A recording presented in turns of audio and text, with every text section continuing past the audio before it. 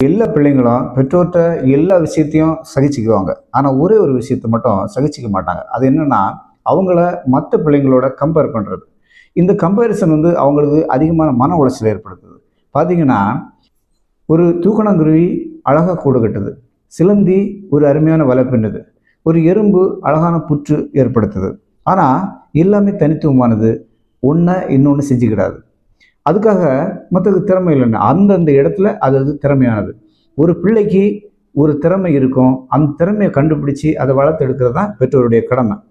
பிள்ளைகளுடைய நடவடிக்கையில் அடக்க முடியாத கோபம் வரக்கூடிய பெற்றோர்கள் தெரிஞ்சிக்க வேண்டிய ஒரு விஷயம் என்னென்னா, அந்த குழந்தைகளுடைய வயசில் நம்ம எப்படி இருந்தோம் அப்படின்றத மட்டும் தெரிஞ்சுக்கிட்டாச்சுனாலே பிள்ளைகளை சகிச்சுக்கிற மனநிலை வரும்.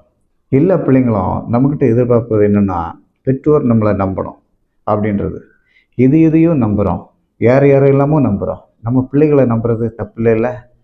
பிள்ளைகளை நம்புவோம், எதுவும் தப்பாகாது. நன்றி.